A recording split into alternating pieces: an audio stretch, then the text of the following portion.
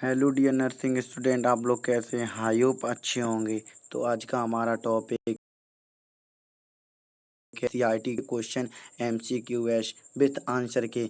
तो ध्यान लगाकर वीडियो सुनिए। ये आपके मेडिकल एग्जाम, बीएससी नर्सिंग और पैरामेडिकल एग्जाम में मोस्ट इम्पोर्टेंट क्वेश्चन है, जो कि हमने आपको ये नोट्स मैंने खुद ही तैयार किया है आप लोगों के लिए। ये नोट्स में बहुत मेहनत लगी है, इसलिए प्लीज़ इस वीडियो को पूरा देखें एंड तक। तो my name is Kishan Kumar और आप देख रहे हैं कृष्णा इटावा यूट्यूब चैनल।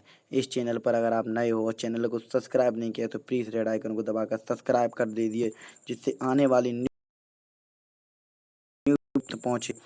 तो आज हम आपको 25 क्वेश्चन सॉल्व करवाएंगे, जो कि हम मोस्ट इंपॉर्टेंट क्वेश्चन। चलिए क्वेश्चन नंबर फर्स्ट की तरफ चलते हैं। फर्स्ट क्वेश्चन में कुछ इस प्रकार दे रहा है, मैं हमारे अनिश्चयक जनन किस में होता है? ए ऑप्शन दे रहा है मधुमक्खी में, और बी ऑप्शन है रेशम कीट में, और सी ऑप्शन केंचुओं में, या फिर डी ऑप्शन सब कीटों में। तो गाइस क्वेश्चन कुछ इस प्रकार के आते हैं बीएससी नर्सिंग में, हर साल की भांति इस साल भी।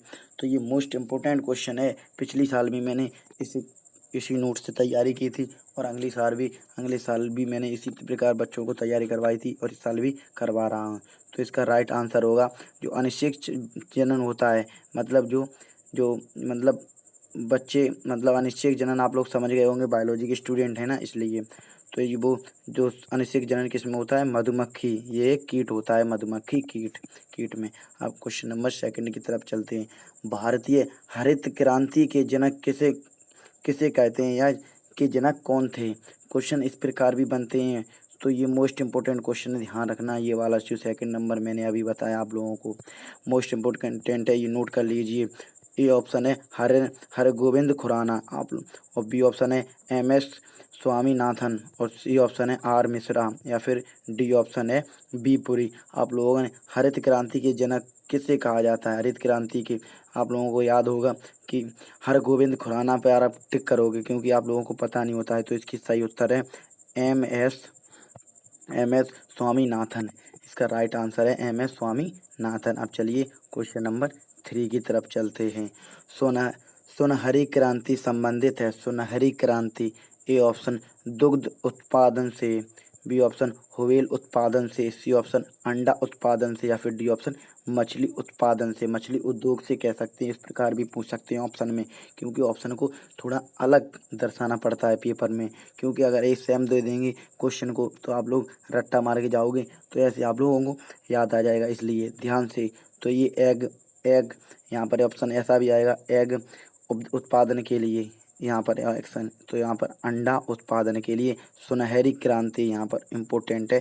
सुनहरी क्रांति आप नोट कर लीजिए नोट्स में जल्दी से, अगर नहीं किया है तो। क्वेश्चन नंबर नेक्स्ट की तरफ चलते हैं। क्वेश्चन में पूछ रहा है कि प्रथम जैव कीटनाशक बायो सेटेजाइज था। तो फर्स्ट ऑप्शन है पायरिथ्रिन, बी ऑप्शन है स्पोरेन, और सी ऑप्शन है रोटिनिन, और डी ऑप्शन है निकोटिन। तो आप लोगों को यहाँ पर है जैव कीटनाशक जैसे जैव कीटनाशक दवाई भी आती हैं, और कुछ मेडिसिन भी आती हैं, जो कि जैव कीटनाशक, खासकर जो पेड़ पौधों में ये रोग होता है। तो ये फर्स्ट ऑप्शन है पायरीथिन। तो यहाँ पर आप लोगों को प्रथम जैव कीटनाशक था सबसे पहले कहाँ था? पायरीथ्रिन में। ये option most important, first option बिल्कुल सही है। निकोटिन और एस्पिरिन और रोटिनिन ये सब पौधे के नाम हैं, इनमें आपको नहीं लगाना है। चलते हैं नेक्स्ट क्वेश्चन की तरफ। भारत की में कैक्टस की अति वृद्धि को रोकने के लिए किस कीट का उपयोग किया जाता है? कैक्टस कैक्टस की जगह आपको दूसरा क्वेश्चन भी दे देंगे इससे रिलेटेड, या फिर गैम्बिसिया मछली को रोकने वृद्धि को बढ़ाने के लिए किसका प्रयोग किया जाता है? इस प्रकार भी क्वेश्चन दे सकते हैं। ये ऑप्शन है यहाँ पर फाइटोफिथोरा इन्फेस्टेंस, और बी ऑप्शन है कोक्चिनियल कीट, और सी ऑप्शन है गैम्बुसिया मछली, और डी ऑप्शन है मच्छर प्रजाति। तो इसका राइट आंसर है सी, मतलब गैम्बुसिया मछली होती है, गैम्बुसिया मछली, जो कैक्टस की अति वृद्धि को रोकने के लिए हेतु कीट की गैम्बुसिया मछली का प्रयोग किया जाता है। यही कीट के रूप में होती है। क्वेश्चन नंबर 6 की तरफ चलते हैं। 6 में पूछ रहा है कि फसलों के लिए सबसे अति आवश्यक क्या है फसलों के लिए? सबसे अति आवश्यक लोहा है, ये ऑप्शन लोहे की, जस्ते की और कंपोस्ट खाद की या फिर नाइट्रोजन की। तो यहाँ पर आप लोगों को फसलों के लिए सबसे नाइट्रोजन, अगर वो मृदा में अगर नाइट्रोजन अच्छी होगी तो आपकी भूमि भी जो फसल होगी, भूमि में फसल होगी तो वो भी अच्छी पैदावार होगी और ज़्यादा उपज प्राप्त कर पाएंगे आप लोग। तो आप लोग ऑप्शन को डी को राइट कर लीजिए, नाइट्रोजन। अब नेक्स्ट क्वेश्चन है सेवन क्वेश्चन में पूछ रहा है कि हरी खाद है, हरी खाद, ए ऑप्शन चावल, बी ऑप्शन ज्वार, सी ऑप्शन मक्का या फिर सिसबेनिया। हरी खाद को इस ऑप्शन पे आपको, जैसे आपको अपने हिंदी भाषा में जो हरी खाद जो नहीं होती है, जो उसे पलटवा देते हैं जो मृदा में, उसी में मतलब सम्मिलित करवा देते हैं, उसे हरी खाद भी बोलते हैं, जैसे खेत में लग जाती है। और सिसबेनिया, तो इसका राइट आंसर है सिसबेनिया। हरी खाद को सिसबेनिया करके भी ऑप्शन देगा और नेक्स्ट ऑप्शन भी आपको देगा। चलिए क्वेश्चन नंबर 8 की तरफ चलते हैं, जो मोस्ट इम्पोर्टेंट क्वेश्चन है। पिछली साल आपको 2000 में पूछा गया था, हमें 100% पता है। एलोजा पौधे कौन सा सहजीवी रहता है? एजोला पौधों कौन सा सहजीवी रहता है? तो ऑप्शन, फर्स्ट ऑप्शन है एनाविना, बी ऑप्शन है नोस्टॉक, सी ऑप्शन है राइजोबियम और डी ऑप्शन है एजोटोबैक्टस। तो ऑप्शन है एनावीना या फिर एजोला एनावीना करके आप लोग रट सकते हैं या फिर याद कर सकते हैं। रट्टा मारने की ज़रूरत नहीं है। मेरा कहना ये है कि आप अच्छे से पढ़ के जाइए और अच्छे से पेपर को पास कर दीजिए। हमारी शुभकामनाएं आपके हमेशा साथ हैं। चलिए नेक्स्ट क्वेश्चन की तरफ चलते हैं। हम आपको पल टू पल खबर देते रहेंगे हर वीडियो में आपको, और हर वीडियो में क्वेश्चन भी करवाते हैं। चलिए नेक्स्ट क्वेश्चन की तरफ चलते हैं। वह जैव उर्वरक को लेग्यूम पादपों की जड़ों में पाया जाता है। लेग्यूम, यहाँ मोस्ट इस क्वेश्चन पूछा जाता है, लेग्यूम पादप की जड़ में पाया जाता है। ये ऑप्शन एनावीना, एजोला, सी ऑप्शन राइजोबियम या फिर नॉन स्टॉक। तो जो और जैव उर्वरक की लेग्यूम पादपों की जड़ों में पाया जाता है वो होता है राइजोबियम। सी ऑप्शन एकदम राइट आंसर है। क्वेश्चन नंबर 10 की तरफ चलते हैं। क्वेश्चन नंबर 10 में ये वीडियो थोड़ा बड़ा होगा पर इम्पोर्टेंट वीडियो है, आपकी भविष्य बना सकता है एक वीडियो, ये ध्यान रखें। अगर आपने वीडियो स्किप कर दिया तो आप मिस्टेक हो जाएगी, फिर आप एग्ज़ाम निकाल नहीं पाओगे, फिर हमें दोष दोगे कि सर ने इन्फॉर्मेशन गलत दी। इसलिए मैं इन्फॉर्मेशन बिल्कुल सही दे रहा हूँ आपके लिए। तो नेक्स्ट क्वेश्चन नंबर 10 है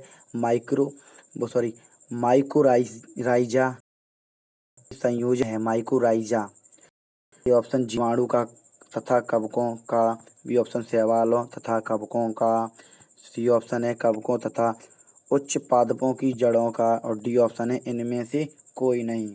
तो इसका राइट आंसर है सी, कवकों और उच्च पादपों की जड़ों में माइकोराइजा की सहजीवी संयोजन होती है। क्वेश्चन नंबर है इम्पोर्टेंट 11 नंबर, सूखा प्रतिरोध मरुस्थलीय जड़ी है। आपने सुना भी नहीं होगा, आपने पहली बार सुना होगा।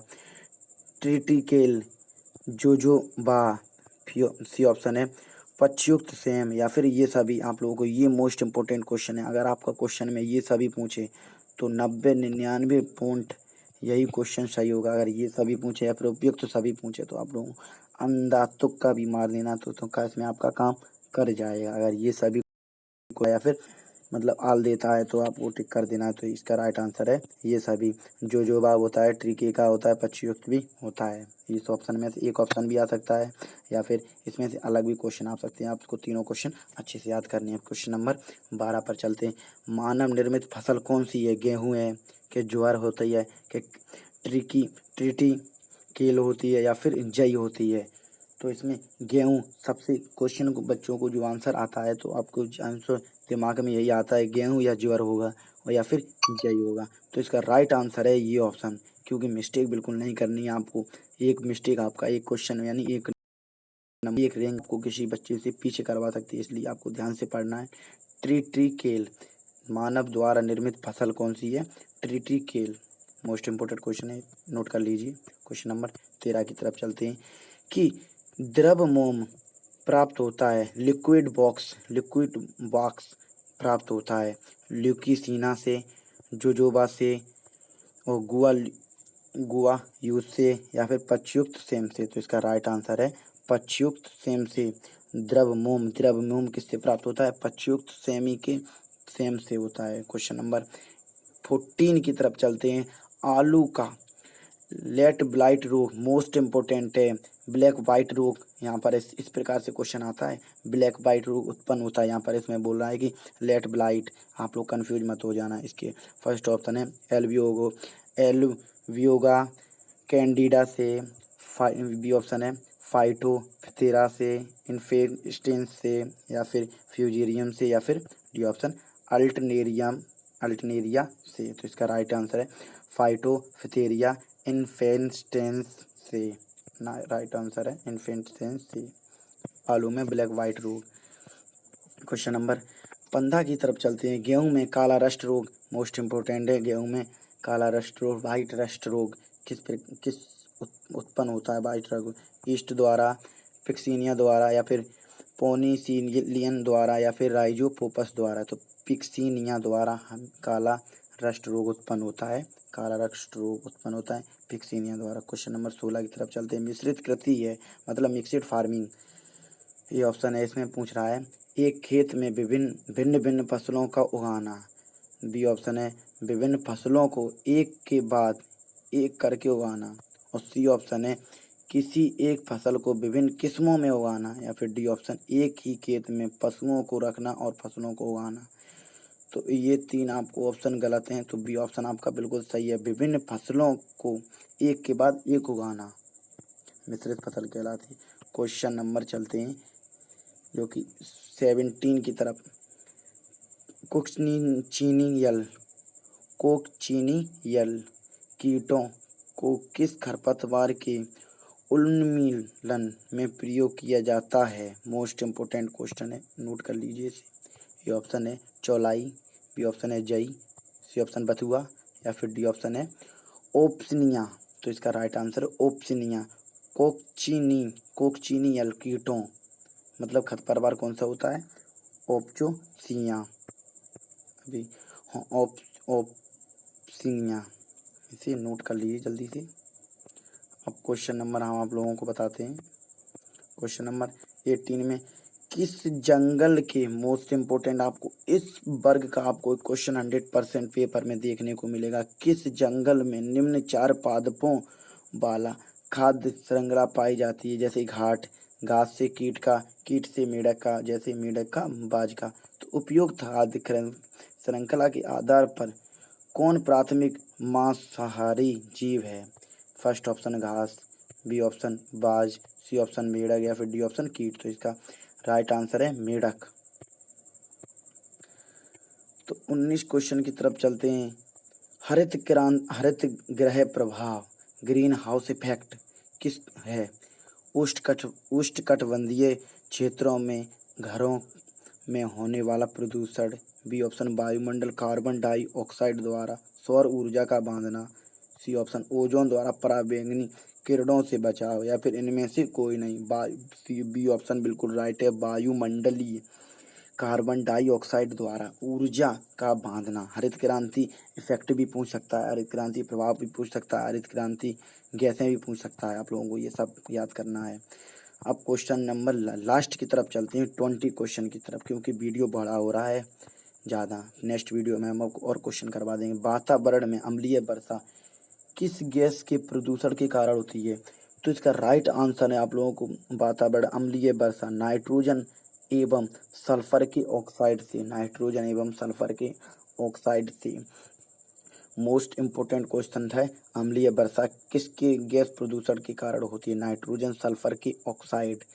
बी ऑप्शन बिल्कुल राइट है। तो आज के लिए सिर्फ इतना ही। वीडियो अगर कैसा लगा हो, तो वीडियो अच्छा लगा हो तो लाइक करें और कमेंट करें और दोस्तों के साथ शेयर करें। अगर इस पर ये नोट्स आपको अगर प्रोवाइड करवाना है, अगर चाहिए, तो आप हमारे व्हाट्सएप ग्रुप की लिंक दे रखी है, व्हाट्सएप ग्रुप पर ज्वाइन कीजिए और लेटेस्ट अपडेट पाइए और नोट्स पाइए। अगर आपको ज़्यादा अच्छी तैयारी करनी है तो आप टेलीग्राम ग्रुप को भी हमारे ज्वाइन कर सकते हैं।